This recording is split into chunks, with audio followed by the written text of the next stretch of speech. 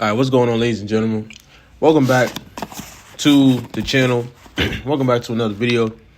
And in this video right here, we want to talk about a few different things, right? So I want to make this point clear, right, in this podcast. You know what I'm saying?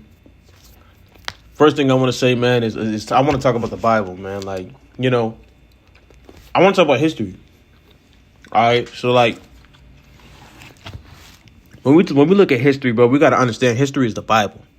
Like, history is literally, I believe, is what the Bible is what the modern day Bible is, and is what the modern Bible should be. Like, when in terms of going off information, is what you should go by, right? You know what I'm saying? Because history, like, you know what I'm saying, that's my opinion, because history contains all of the information that you need to know, and it, going forward, right? So history, you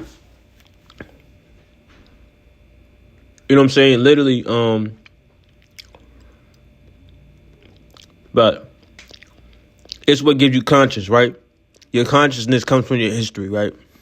Your understanding of history, of historical events, is where your consciousness should be grounded in, right? And rooted in. By your conscious understanding of history and of what happened throughout history, this is where consciousness is grounded, right? So, now when we talk about our spiritual, right, is understanding that culture is where we're spiritually rooted, so, and essentially rooted, right? It's in our culture. So by understanding, or by having a grounded root in your culture, and a grounded root in, your history, that your mental ground, there's your mental grounding, and there's just your spiritual grounding right there. You know what I'm saying? The music that you listen to, are you listening to like real cultural music? You know what I'm saying? Or are you listening to some bullshit, right? And the other thing is, on top of that is like, you know what I'm saying, we got to understand that there's three parts of, the mind that can get really easily manipulated, right? Or influenced. And this is what you see, what you hear, and your consciousness, right? And your conscience. So these are the three things that are heavily impacted, right? So we control the conscience by controlling our history, right? By controlling what we read, right? Our studies, by studying history. You know what I'm saying? And being remembrant of, the Black Panthers. I'm talking about reading them textbooks and textbook understanding, them on textbook understanding, you know what I'm saying? Reconstruction, what happened, right? What they was, you know what I'm saying? And black codes, and understanding these things right here, right? And understanding our history all the way back to even speaking on colonialism, neocolonialism, and the Haitian Revolution. Understanding understanding these things throughout world history, right? This is where our consciousness is grounded, right? Consciousness is grounded in history, and when we talk about the aspect of our spirit, right, or what we hear,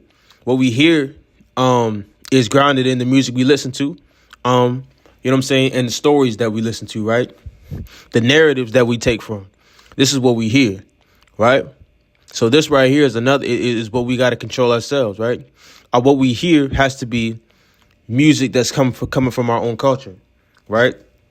So when we talk about spiritual grounding, it's listening to music that is from our own culture, right? That's deep rooted in our own culture, right? It's hearing stories or listening to narratives, from our own culture, right? From our own people, and from our own, black men's own experiences, right? Black women's own experiences, right? So now, the last aspect is what we see. What we should be seeing is our art. We should be seeing the things that represent us. We should be seeing things that come from the deepest parts of our own imagination, right? That we transparently express and articulate to each other or through each other, right? So with all these three things being completely, in control, properly utilized, now we're in complete control of what we see. We're in complete control of our consciousness, and we're in complete control of what we hear And by controlling these three pillars, we can properly, channel ourselves, express ourselves through the outlets that we do, by controlling these three pillars.